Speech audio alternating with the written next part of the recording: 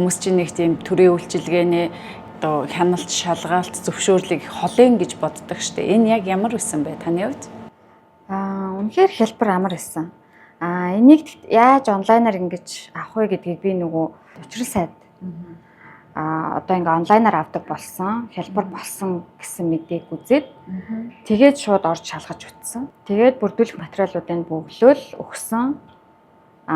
Дүүргээс өөртөө уцаар яриад тийм юм дутуу байна гэд хэлээд өгд юм билээ. Тэгээд ерөөс нэг 7 хоногийн дараа таны болцсон шүү. Та ерөн биеэр очсон уу? Биеэр ерөөсөө нэг ч очоогүй.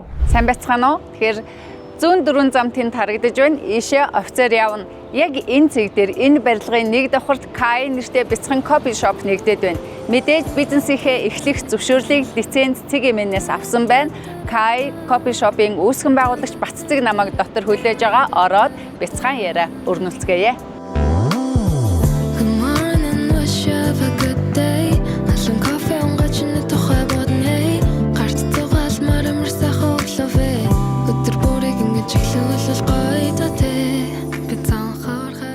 Таны ажил сайн байна уу? Сайн байна. Шинэ бизнес хэр байна да?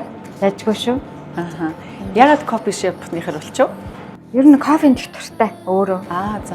Энэ тэрүүгээр аялахтаа тэгээд энэ тэрүүгээр ажил хөдөлгөж явахтаа ч заавал кофе барьж явдаг. Тэгэхээр таны хувьд хизэнээс кофе эргэлж ихсэн? Англид амьдарч аваад ирсэн байхгүй юу? За. Яг нөгөө гадаад хүмүүс маань өөрсдөө кофений соёлтой. Тэгээ ажил дээр байн кофе чанж тэр үеэс л эхэлж кофе чанж уудаг. Тэгэхээр одоо 10 оноос л юм байна. Дуртай юмаа хийж байгаа болохоор яг ингээд өөрийнхөө хүсэжсэн нэг юм жижигхэн юм көөсэ газартай өөр ингэсэн тий болчих юмсан. Тэндээ ингээд суугаад өөрийнхөө ажиллаа хийгээд ингээд дуртай юмаа хийгээд хүмүүст гоё аз жаргалтай гоё амт мэдрүүлэх юмсан гэж боддог байсан. Тэр хүслээ биелүүлсэн гэх юм уу? Хэрхэн тохижуулж одоо энийг бизнес эхлэж байгаа айгу догдолсон уу та? Тийм догдолсон. Бүр ингээд зүүдлээд бүх юмаа өөрөө нүдэндээ төсөөлөөд тэгээд өөрөө бүх зургаа гаргаад засвар хийх хүнтэйгээ ярилцж байгаа. Тэгээ бүх заслаа хийлгэсэн. За удаачлсан бизнесийнхээ эхлэлийг тавьчлаа, үе талгаа нээчлээ. За дараагийн зорилго. Дараагийн зорилго мэдээж ингээд гоё томруулаад бүр ингээд яг энэ Kai гэсэн брэндээрээ өшөө дахиад салбар нэг хүсэлтэй байгаа. Тийм кофе шопын соёл ч гэдэг юм уу төвөөрөө нэлийн төвлөрч ингээд аюу хөгжөөд байгаа юм шиг санагддаг. Байрлалын хувьд болохоор би яг анх болоод нөгөө том худалдааны төвүүдээр гэж бодож ирсэн. За. Тийм тэгээ том худалдааны төвүүдээр гэхээр бас айгу олдоц мата нэгдүгээр хоёрдугаарт үнийн хувьд айгу үнэтэйсэн. Түрээс нь тэгээд энд ирээд яг нэгдүгээр зам дагуу хоёрдугаар тийшээгээ кофе шоп байдгүй юм байна гэдгийг явж үзсэн.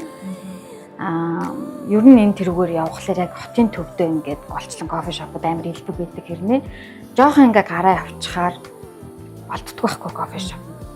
Тэгээд дандаа ингээ кофегоо за эндээс авахгүй бол тийшээ байхгүй дээ гэд урдчилж дандаа бодож авч явдаг.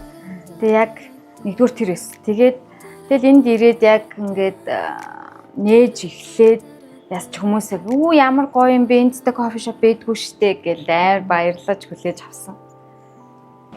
Энэ Kai нэрнийхээ тухай ойлоо тайлбарлаж болох уу? Болно. Kai нэгдүгээр манай хүүхдийн Америк нэр нь. За. Манай том хүүхдийн. Манай хүүхд одоо Америкт сурдаг оюутан. Хоёрдугаарт нөгөө Японоор далай гэсэн утгатай, далай шинэ боломж гэсэн утгатай юм бил. Ямар гоё. Тэгээд айгу таалаг. Энэ аягныхын өнгө бас тийм дизайн далай байна тийм. Тэгэхээр 10 онд Англид амьдарч ирсэн гэхээр та амьдралынхаа одоо түүхийг одоо багахан хуваалцаж болох уу? Англид манай нөхөр оюутан байсан.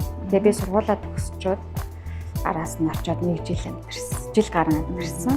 Тэгээд ер нь бол мэдээж эх орн хүний нэгдүгээр сонголт болол тээ. Тэгэл эх орондоо ер нь өөрийнхөө гэртээ ажиллаж амьдрах өөрийн гэсэн бизнестэй болох хэрэгтэй юм байна гэж бодсон да.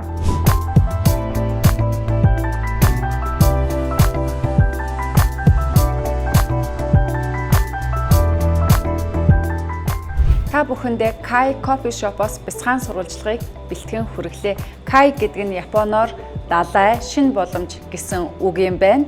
Тэгэхээр далай шиг их боломжийн дундаас өөрийн боломжоо эдлэн Kai Coffee Shop-ыг үүсгэн байгуулсан Батцэгтэй амжилт хүсье. Энэхүү кофе шопоор үйлчлүүлсэн хүн бүхэнд далай шиг бас цоо шинэ боломжууд дандаа гарч байх болтугай. Сурвалжлагыг хүлээн авч үзсэнд баярлалаа.